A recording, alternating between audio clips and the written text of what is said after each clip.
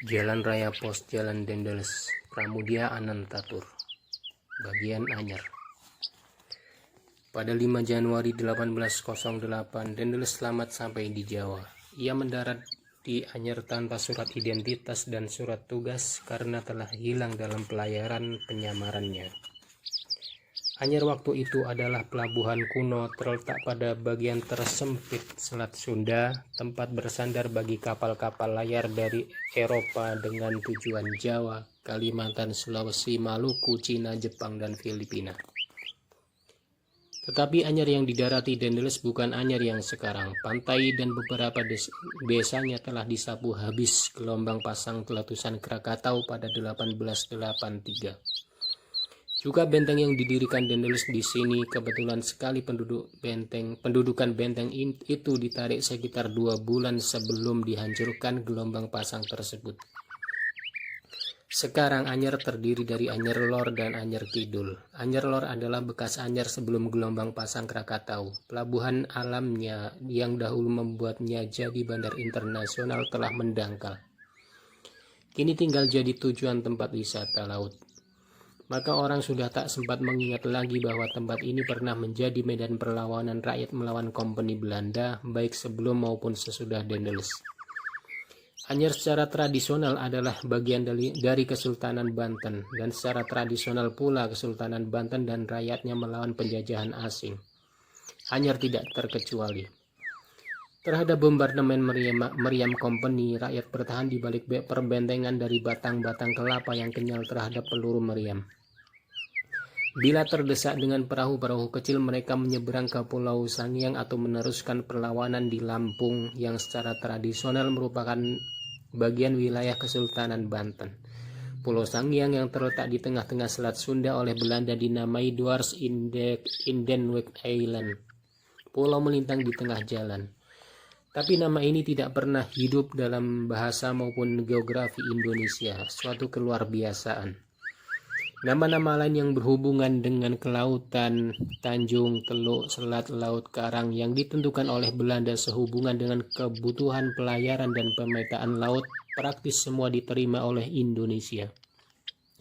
Malahan juga ejaan salah bikinan Portugis seperti Kerajaan Samudra dan Pasai menjadi Sumatera, Brunei menjadi Borneo, dan Tanjung Bunga menjadi Flores. Jadi waktu Dendeles menginjakkan kaki pertama kali di Anyer, tempat ini adalah sebuah bandar ramai, tempat pertemuan antara kapal-kapal layar Cina yang hendak pulang dengan yang hendak meneruskan pelayaran ke barat. Tidak mengherankan bila Dendeles menduga di tempat ini pula Inggris bakal mendarat untuk memulai penguasaannya atas seluruh Jawa. Maka di sini ia juga perintahkan mendirikan benteng yang cukup besar. Keberhasilannya sampai ke Jawa saja telah membuat ia berhak menggunakan gelar Marskalk van Holland berdasarkan amanat lisan. Semua dokumennya telah hilang dalam pelayaran dari Raja Belanda Ludwig Napoleon. Untuk orang berhati baja seperti dia, ketiadaan dokumen bukan suatu halangan. Sebagai Marskalk dan Gubernur Jenderal, ia tempuh perjalanan darat ke Batavia selama 4 hari, langsung menggeser Gubernur Jenderal Wiersce. Langsung merampas hak-hak menentukan kebijaksanaan pemerintahan dari tangan Dewan Hindia yang biasa juga dinamai pemerintah agung. Dengan kedatangannya, seluruh pemerintahan di Jawa, pulau yang belum direbut Inggris dari Belanda, bermulalah pemerintahan satu orang alias diktator militer Dendeles.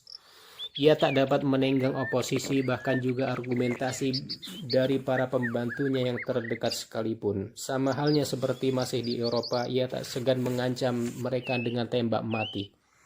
Semua program pembangunannya harus dilaksanakan segera, tak peduli berapapun korban yang jatuh. Dengan demikian bermulalah reformasi pemerintahan, hukum, perombakan dalam tubuh kekuasaan kompeni, dan untuk pertama kalinya diterbitkan surat kabar dengan tujuan untuk mempropagandakan kebijaksanaannya. Batavia Sekolonial Koran. Dengan surat kabar ini sejarah pers Indonesia bermula. Pada 1809 terlaksana pembangunan jalan raya pos Jalan Dendeles Anyer Panarukan sekitar 1000 km dalam waktu 1 tahun. Satu rekor dunia pada masanya, Anyer Batavia yang pernah ditempuhnya selama 4 hari setelah ruas jalan raya pos tersebut selesai dapat ditempuh hanya dalam 1 hari, dan Anyer Panarukan dibandingkan pada masanya sama dengan jalan Amsterdam-Paris.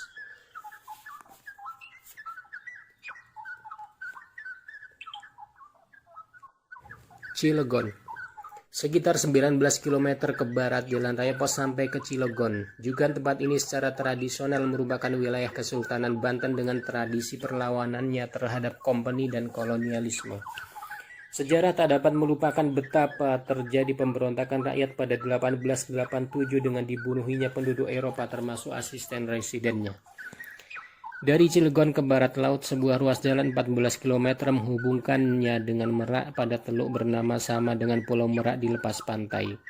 Untuk pertahanan menghadapi serbuan Inggris, juga Daendels membangun benteng di sini untuk mengawasi perairan Selat Sunda. Tetapi pembangunan benteng tersebut gagal total. Baik para pekerja paksa pribumi, serdaru infanteri maupun kesatuan-kesatuan artileri disapu habis oleh malaria. Cilegon kulewati bolak-balik 2 kali dalam perjalanan ke Palembang dan Medan dengan kapal. Tahun-tahun awal 60-an waktu itu, pabrik besi baja Cilegon sedang giat-giatnya dibangun. Industri hulu ini dimungkinkan karena bantuan keuangan dan tenaga teknis dari Uni Soviet. Dengan jatuhnya Orde Lama, industri sedang dalam pembangunan ini menjadi kurban rayahan sebagaimana nasib instansi-instansi lain yang dianggap tidak bertuan. Sekarang Cilegon telah menjadi daerah industri dan di atas puing pabrik peluburan besi baja telah berdiri industri itu juga. Banten. 10 km ke barat Cilegon, jalan raya pos sampai ke Banten Lama, bekas pusat Kesultanan Banten. Sejarah panjang perlawanan Banten terhadap kekuasaan kompeni dan kolonialisme mewariskan pada penduduknya sampai sekarang kebanggaan atas wilayah asalnya sebagai keturunan leluhur pahlawan. Sebelumnya, berkat pelabuhannya di Teluk Banten dan hasil ladanya, bukan saja bandarnya menjadi bandar internasional yang ramai, juga Banten sendiri sebagai kerajaan Siwais menjadi besar dan kuat membawahi sebagian Sumatera dan sebagian Kalimantan. Bangsa Eropa pertama yang mendarat di Bandar Banten adalah Portugis pada 1522. Langsung saja terjadi persahabatan dan persekutuan. Soalnya pan-islamisme sporadik yang berkembang untuk melawan kekuasaan laut Portugis Spanyol telah mengancam kerajaan Banten. Maka terhadap ancaman pengislaman yang datang dari kerajaan Islam pertama Demak, Banten serta-merta menyambut gembira para karsa Portugis yang hendak mendirikan benteng di Banten. 5 tahun kemudian Portugis datang lagi untuk melaksanakan pembangunan benteng. Terlambat, Banten sudah jatuh ke tangan kekuasaan Islam. Portugis yang disambut dengan cemoohan terpaksa pulang balik ke Malaka. Sejak itu Banten diperintah oleh para raja atau sultan Islam. Gelar sultan mulai dipergunakan oleh para raja Banten setelah terbebas dari suzerainitas kerajaan Demak dan kemudian juga dari suzerainitas kerajaan Mataram di Jawa Tengah. Jauh sebelum Daendels mendarat di Anyer pada 1596 untuk pertama kali datang armada Belanda untuk berbelanja lada. Sebagaimana halnya dengan kedatangan Portugis 3/4 abad sebelumnya, juga Belanda disambut dengan senang hati oleh Banten.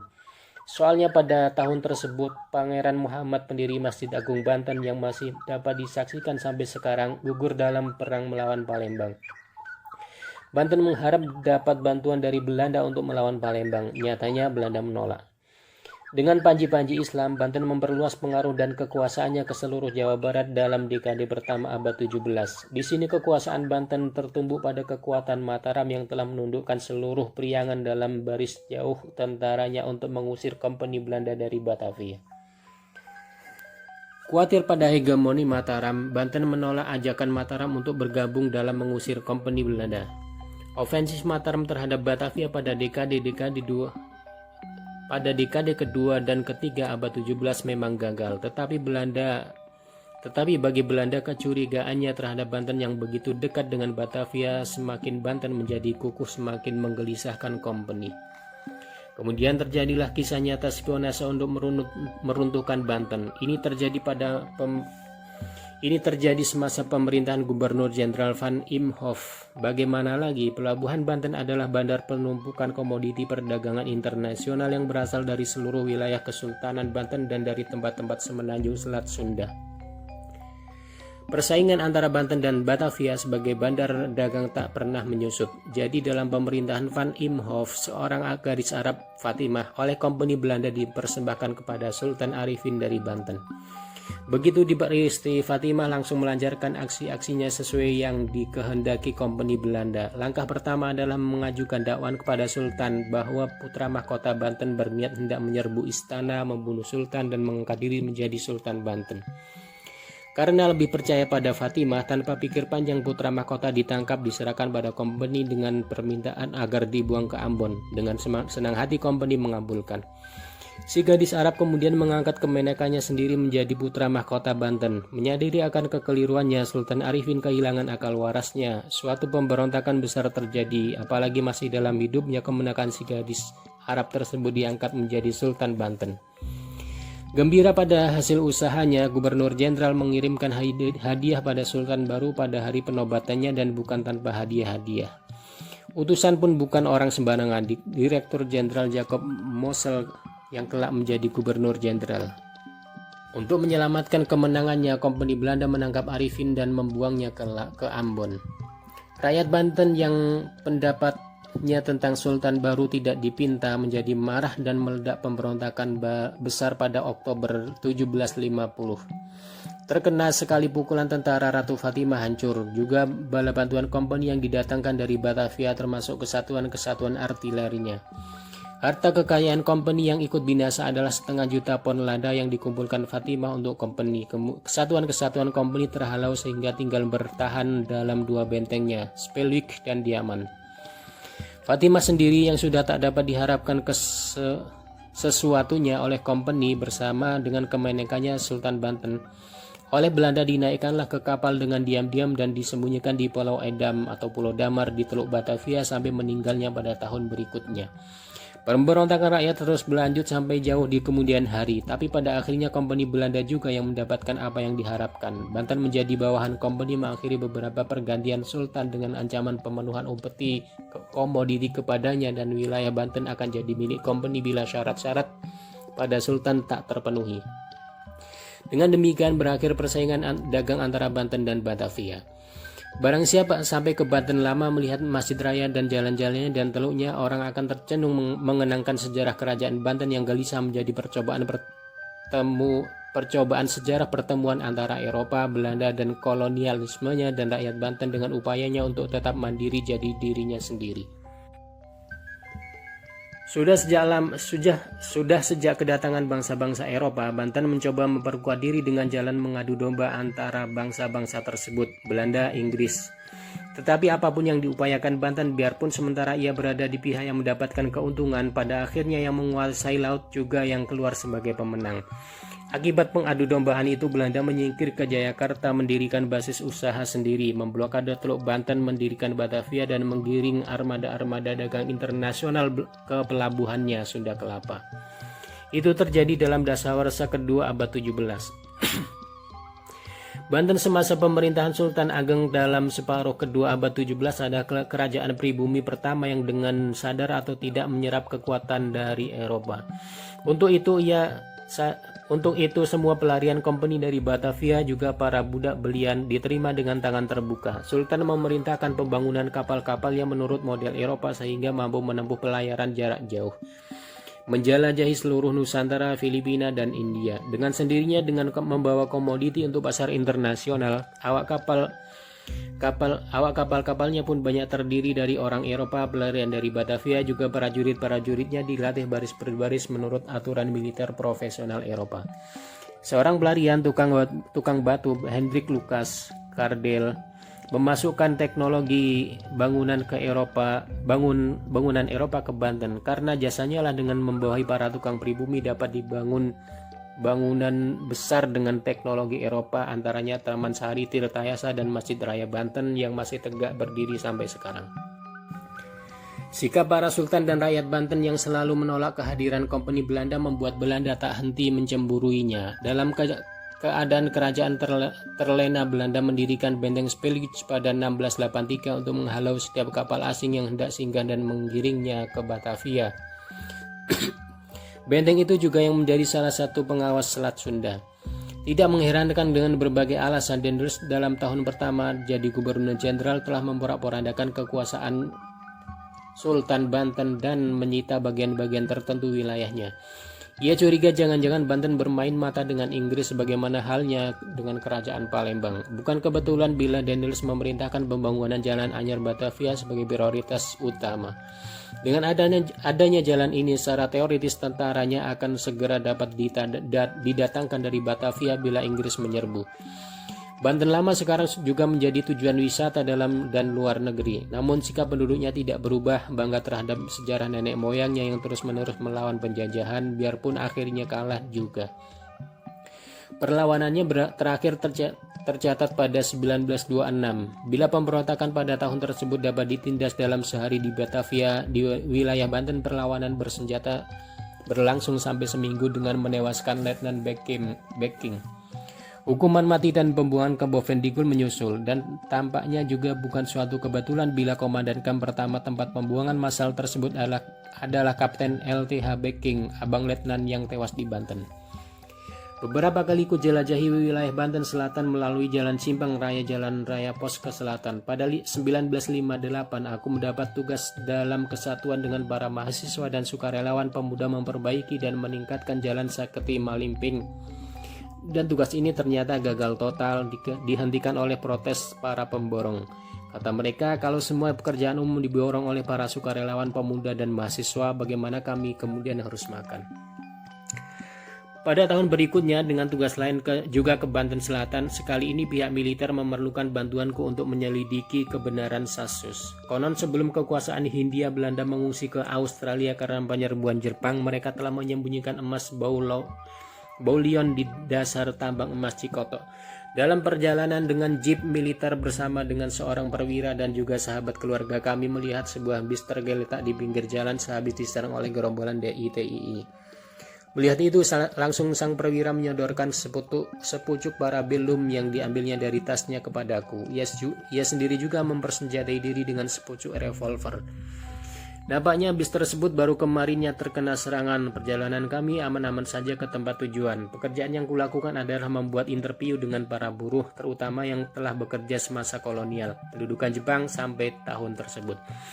Tak seorang pun di antara mereka yang dapat membenarkan Sasus tersebut. Kata mereka, kami kenal setiap lorong tambang ini, juga setiap cacat pada landasan maupun terbing tambang. Yang benar ada cuma itu. Seorang menuju pada lokomotif tambang. Kemudian komentarnya, lokomotif itu kebesaran, tak bisa masuk lorong tambang. Dan komentar buruh yang lain, tapi komisi memang tak mengenal kebesaran atau kekecilan, semua pas. Serang. Dari Banten Lama, Jalan Raya Pos membelok ke selatan disebabkan memang tidak bisa menembus ke timur. Sebuah padang rawa-rawa pantai yang seakan tak ada tepinya dan secara turun-temurun menjadi pembiakan malaria yang mematikan. Serang masih berada dalam wilayah Karesidenan Banten, ibu kota Kabupaten Lebak. Tempat ini menjadi masyhur dalam sejarah Indonesia. Di sini pengarang Belanda Multatuli mendapatkan inspirasinya untuk menulis karya abadinya Max Havelaars yang memberikan kesaksian historis betapa orang Jawa teraniaya oleh penjajahan Belanda. Multatuli yang nama aslinya Edward Doos Dekker tidak bisa menerima watak birokrasi penjajahan bangsanya dan sikap tak acuh terhadap rakyat jajahannya yang menderita. Dalam salah satu bagian dari karyanya tersebut, dengan latar belakang pemberontakan rakyat Banten terhadap penjajahan, digambarkannya kisah percintaan yang terjadi di antara gadis dan pria dari rakyat jelata. Dan sampai sekarang kisah Saijah dan Adinda tersebut tetap jadi satu-satunya cerita percintaan rakyat yang belum pernah tertandingi. Di pihak lain, karya tersebut membangkitkan kesadaran pada para intelektual pribumi akan keadaannya sebagai rakyat jajahan yang dengan landasan pengetahuan dari pendidikan Eropa yang mereka terima berkembang menjadi semangat nasional. Pada 1964, delegasi Komite Perdamaian Indonesia menghadap pada Presiden Soekarno di istana. Karena suatu hal, walau sendiri anggota Dewan Ketua Komite tersebut, aku tidak ikut serta. Pada delegasi, aku titipkan pesan agar Bung Karno Sudi membenarkan Indonesia mendirikan patung Multatuli. Jawaban yang didapat cukup mengejutkan. Mengapa mesti Multatuli? Mengapa bukan Stevie, bukan Bars? Aku sendiri tidak kecewa mendapat jawaban itu. Boleh jadi Bung Karno waktu itu sedang kebanyakan beban pikiran. Pada suatu kali patungnya toh akan didirikan juga oleh Indonesia, malah aku harapkan juga Raffles. Jalan Raya Pos Banten Lama Serang nampaknya masih tetap seperti semasa Dendles lebar 7 meter. Jalan Raya Pos Banten Lama Serang nampaknya masih tetap seperti semasa Dendles lebar 7 meter. Diapit hamparan kehijauan dengan puncak pohon-pohon kelapa bersentuhan dengan langit. Abadinya ruas jalan ini sama dengan kisah Saijah dan Adinda yang telah berpuluh kali dipanggungkan. Pelukis Baharudin pernah mengabadikan dua sejoli ini di atas kanvasnya, juga meletak tulis sendiri. Serang, ibu kota Kabupaten Lebak yang juga melahirkan intelektual pribumi pertama, Pangeran Ahmad Jayadiningrat. Pribumi pertama yang menamatkan HBS 5 tahun, juga pribumi pertama yang duduk sebagai anggota Dewan Hindia, Pemerintahan Agung Hindia, dan satu-satunya pribumi yang pernah jadi anggota delegasi Belanda di Valkenbond. Juga di tempat ini company dahulu pernah mendirikan benteng. Tangerang. Tangerang sebagai nama tempat adalah ejaan salah dari warisan Belanda. Semestinya ditulis dan diucapkan Tangerang. Jalan Raya Pos dengan sejumlah tikungan ke tenggara dan timur laut sejauh lebih dari 50 km membawa orang sampai ke Tangerang. Wilayah ini pernah jadi pemusatan para pemberontak yang berhasil menggulingkan Ratu Fatimah, gadis Arab itu, dari Kesultanan Banten. Pemimpinnya yang karismatik yaitu Kiai Tapa meluaskan keperlawanannya terhadap kompeni Belanda sampai ke seluruh Priangan dan untuk waktu lama mengusik tanam paksa kopi darah hidup kompeni. Sampai dengan kemerdekaan nasional, penduduk lebih suka menamai tempatnya benteng. Memang perbentengan kuat pernah didirikan kompeni untuk menghadapi Banten yang rakyatnya terus bergolak dan dengan demikian melindungi Batavia. Semasa kolonial itu, pemerintah kolonial telah menjual tanah Tangerang kepada 70 orang tuan tanah, kebanyakan Tionghoa. Sebagai akibatnya, penduduk yang ikut terjual mendapat kewajiban lebih banyak daripada di tanah government. Penduduk yang tak berdaya secara hukum menghadapi persekongkolan kolonial dengan tuan tanah melahirkan para jawara atau para jagoan sebagai kekuasaan tandingan dengan aksi-aksinya yang menurut ukuran hukum yang berlaku ialah kriminal. Mereka membentuk gerombolan-gerombolan yang mengganggu kemapanan kolonial dan tuan tanah. Namun perlindungan pada tuan tanah tetap lebih unggul berbanding dengan para jawara gerombolan-gerombolannya. Tradisi jawara tanpa tuan tanah dalam era kemerdekaan nasional menjadi sumber kriminalitas. Tanahnya yang datar dan subur saja menghasilkan beras, juga berbagai palawija terutama kedelai. Ini membuat Tangerang jadi produsen kecap sejak zaman kompeni, zaman Hindia Belanda, Jepang sampai kemerdekaan nasional. Kecap produksi di sini juga dikenal sebagai kecap benteng dan selalu dipromosikan sebagai kecap kelas 1. Kenomor satuannya menyebabkan Bung Karno bisa membuat ungkapan ngecap yang berarti mempromosikan diri sebagai nomor wahid. Topi anyaman bambu telah membuat tempat ini terkenal di dunia. Pada 1887 saja Tangerang telah mengekspor topi 145 juta buah terutama ke Paris. Telah menjadi kebiasaan dalam kurun tersebut topi Tangerang dipergunakan oleh para pekerja pelabuhan baik di Eropa maupun di Amerika dan terutama Amerika Latin. Sejak masa pendudukan Jepang, disuruh revolusi dan kemerdekaan nasional, industri topi bambu gulung tikar dan nampaknya tak akan bangun lagi untuk selama-lamanya. Tangerang dibelah oleh Sungai Cisadane. Konon dahulu sungai ini jadi perbatasan antara Kesultanan Banten dengan Kerajaan Jayakarta. Benteng yang didirikan kompeni di sini dinamai Tangerang yang menyebabkan mulai dari sini sampai ke muaranya di Cisadane dinamai Kali Tangerang.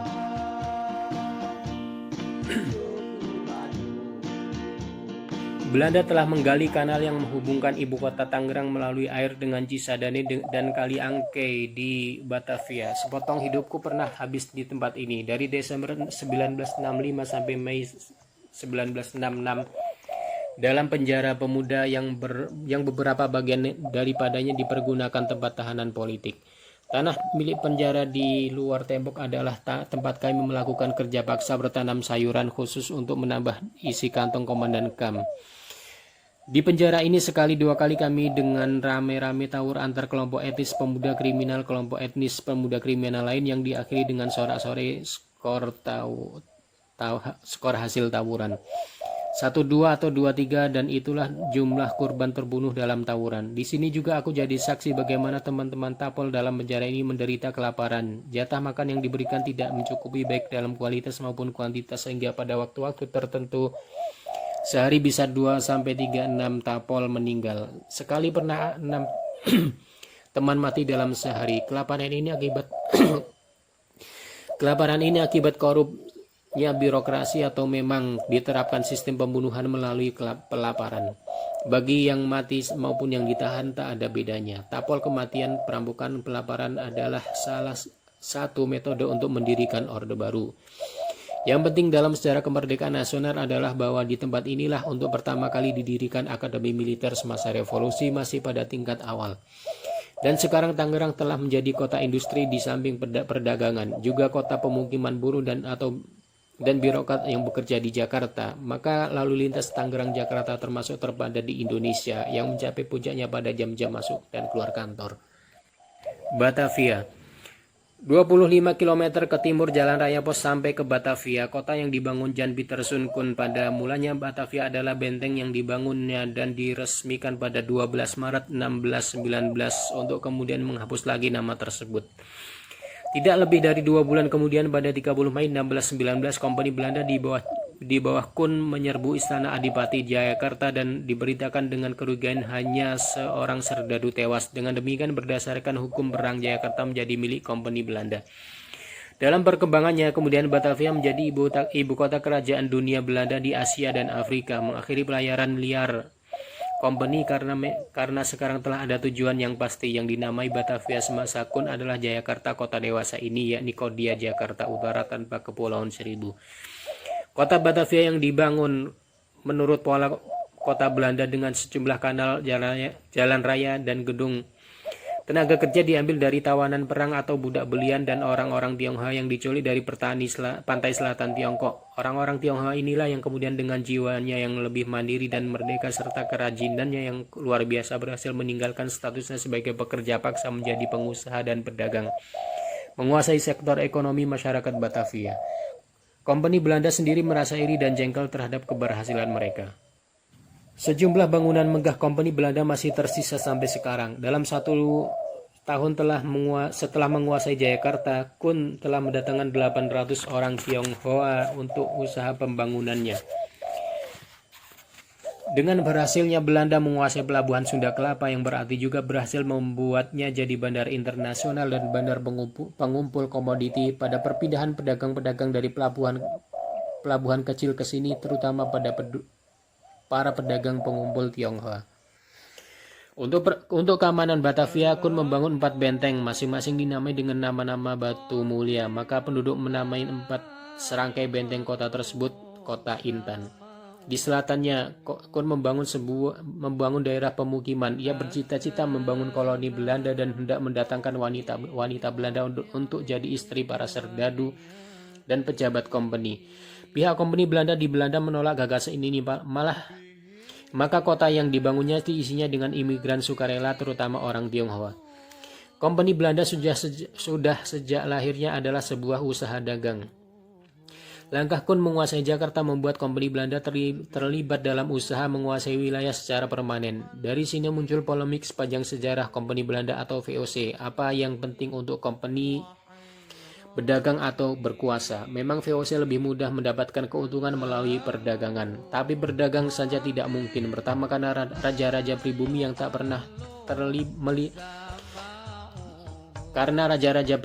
tak pernah melihat berkembangnya golongan menengah belum mengerti makna perjanjian dagang. Mereka mendasarkan segalanya pada kekuasaan pribadi sebagai raja semata. Berdasarkan konsep kekuasaan, seorang bisa jadi raja karena dia memang dikodratkan menjadi raja. Timbullah anggapan kekuasaan berasal juga dari kodratullah. Jadi bebas dari tindak salah atau berdosa.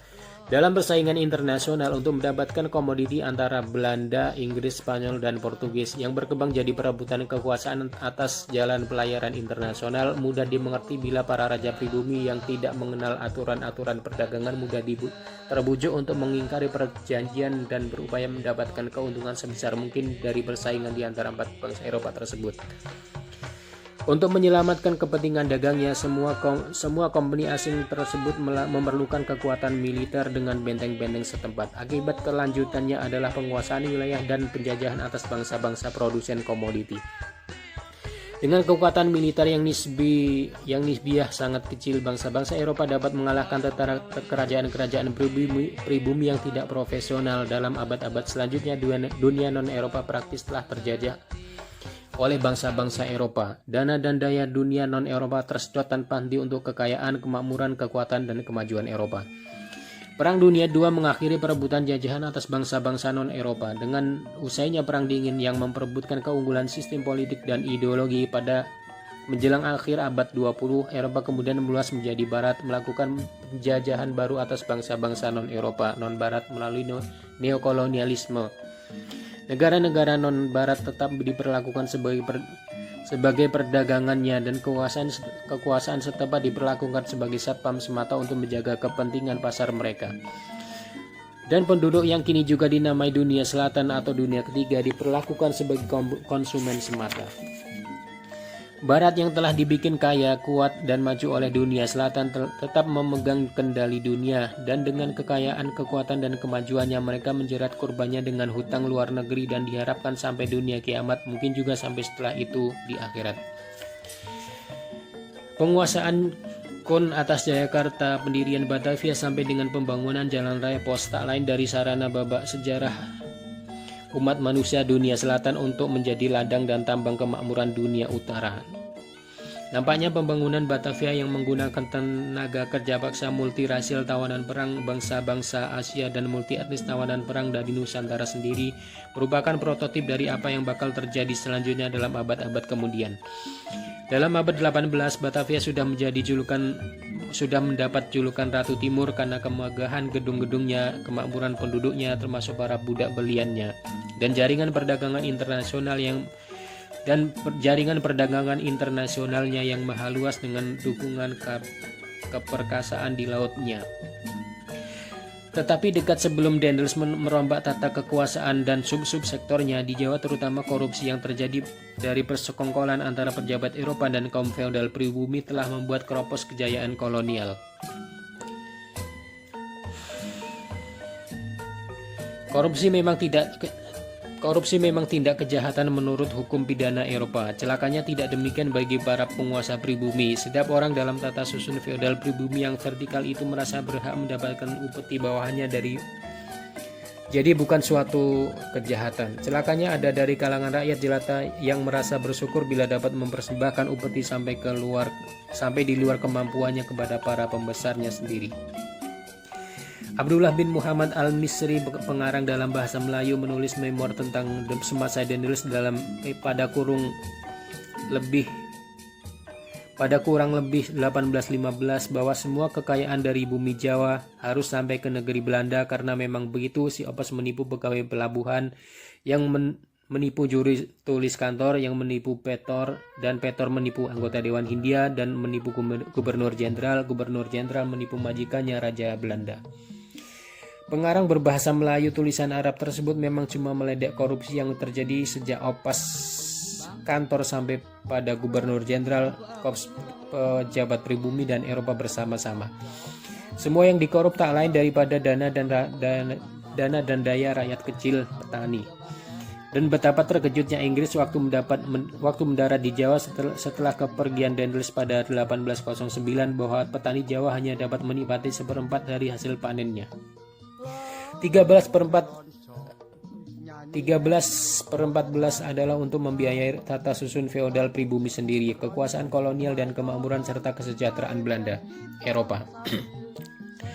Dari sisa yang 1/14 itu, kepentingan pribadi dan keluarganya masih harus membayar mahal pada para pemegang pah atau pemborong monopoli pasar, penjagalan madat, bilasi petani, penghisap madat, dan sejumlah pah lain termasuk jembatan-jembatan tertentu. Biasanya pemegang pah adalah orang Tionghoa yang memperolehnya dari company melalui lelang. Dari Raja Belanda sampai Dewan Hindia dan Gubernur Jenderal, Residen dan birokrasinya, Bupati sampai pamong desa terendah, semua hidup dari penghasilan petani. Jadi bagaimana petani Jawa bisa hidup? Orang Inggris menjawab tersendiri karena kesuburan tanahnya. Justru karena itu petani sebagai lapisan terbawah masyarakat tidak boleh menjadi bebas. Lebih buruk lagi, setiap saat mereka terbuka terhadap pembunuhan. Dalam sastra babat pribumi, pembunuhan yang terjadi atas kelas feodal besar kesempatan tercatat di dalamnya. Tetapi pembunuhan terhadap lapisan bawah masyarakat tidak pernah tercatat nama mereka. Penindasan struktural atas masyarakat rendahan ini membuat para petani Jawa pasrah, apatis, tanpa pelindung. Bahkan untuk keselamatan mereka sendiri, mereka harus membentuk sistem kepolisiannya sendiri yang dibiayai dan dilaksanakan oleh mereka sendiri. Bukan suatu kebetulan bila dalam salah satu pidatonya Bung Karno pernah menyatakan bahwa kurang lebih petani kita belum pernah merdeka. Saya tak ingat lagi kapan dan di mana kata-kata tersebut diucapkan atau dituliskan. Pengamat barat malah tak segan-segan menilai petani Jawa sebagai indolen. Batavia berpenduduk multirasial dan multi etnis sejak didirikan oleh Kun. Para tawanan perang tinggal di kam-kam tawanan yang terbagi menurut ras atau etniknya seperti Kam Bali, Kem Jawa, Kem Ambon, Kampung Bandan, Kampung Arab, Kampung Koja, Kampung Melayu, Kampung Bugis, dan sebagainya. Sebagian budak-budak India dan yang dibebaskan company dinamai Mardikers, sedang orang-orang Tionghoa yang berhasil menebus kebebasannya dan membangun kampung Cina sendiri yang lebih terkenal dengan nama Pecinan. Kata camp ini kemudian diserap dalam bahasa Melayu atau Indonesia menjadi kampung.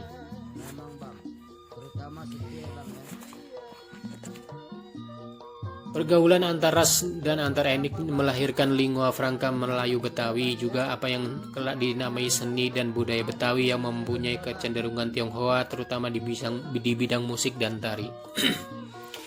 Waktu Batavia diserang oleh Mataram pada 1628 dan 1629, budak-budak dan tawanan perang yang ikut membela Belanda mendapatkan pembebasan karena kesetiaannya.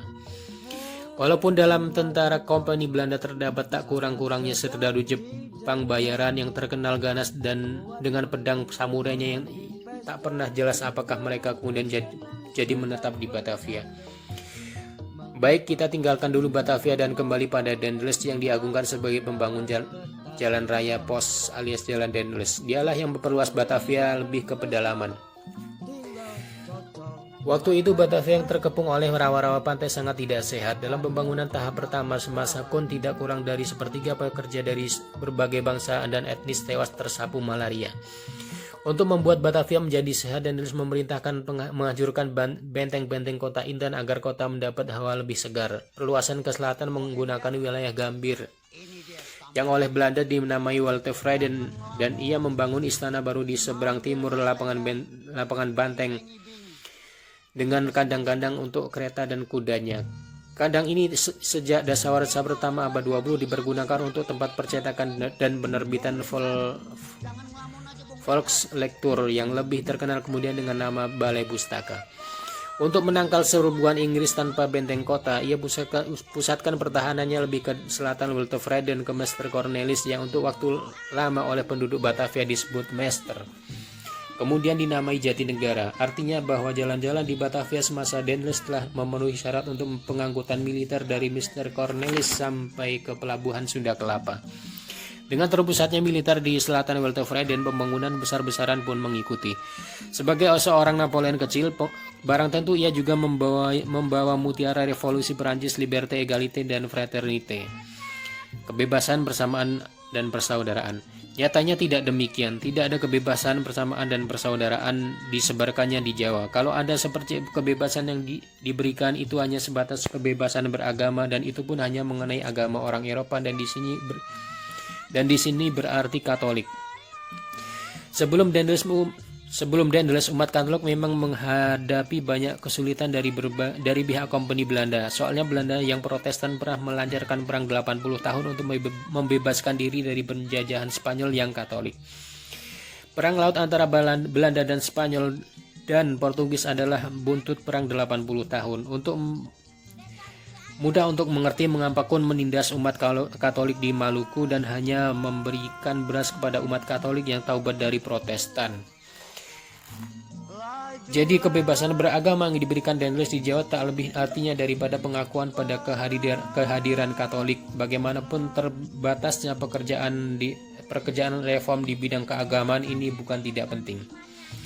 Dalam masa pemerintahannya, Altefreden ia sulap menjadi pemukiman, perkantoran sipil maupun militer yang mempesonakan. Dan waktu ia meninggalkan Jawa, istana yang dibangunnya belum sepenuhnya selesai pemasangan atapnya. Sebagai bukti bahwa ia telah menularkan mutiara revolusi Prancis, ia bangun gereja Katolik yang besar, megah, menjulang tinggi menurut tradisi Katolik Eropa. Nama Batavia hapus dari peta sejarah pada bulan-bulan pertama pendaratan bala tentara Jepang. Melalui keputusan pemerintahan kependudukan Jepang, nama itu diubah menjadi Jakarta sesuai dengan keinginan kaum nasionalis.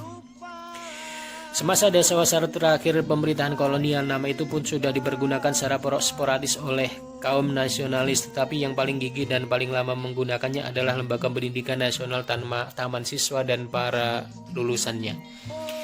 Dalam bulan Juni atau Juli 1942, setelah diperintahkan meninggalkan rumah keluarga, aku mulai tinggal di Jakarta. Sebagian besar hidupku pun kulewatkan di sini. Waktu datang untuk pertama kali aku terkesan pada keanggunan, kebersihan, dan keteraturan sisa-sisa kehidupan kolonial ibu kota negara Hindia ini. Rasanya jauh lebih beradab dari Surabaya. 3,5 tahun masa pendudukan militeris Jepang, Jakarta tak terurus lagi kebersihannya. Aspal jalanannya pada terkelupas, tak jarang bagian-bagian yang hancur karena sudah tak mampu lagi menanggung beban truk, tank, dan panser Jepang membuat susunan batunya porak-poranda.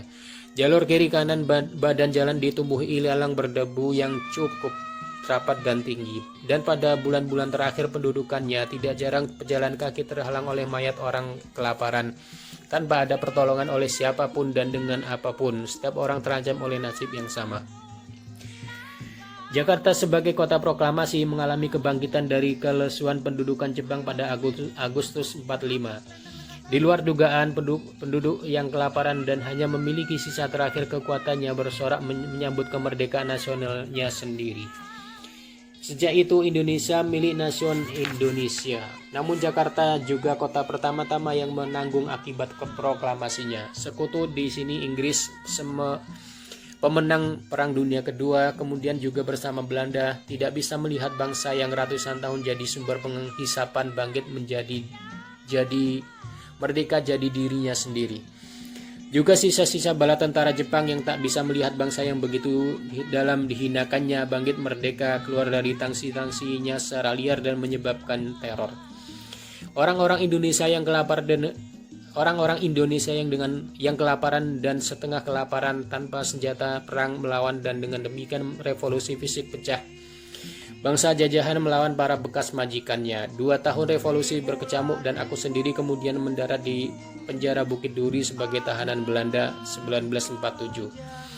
Sebagian kerja paksa yang ditimpakan pada kami adalah menyingkirkan kotoran peninggalan Jepang, membabati ilalang pinggir jalan, lapangan gambir, tangsi-tangsi militer, tempat penimbunan rongsokan alat perang dari Jatinegara sampai Tanjung Priok.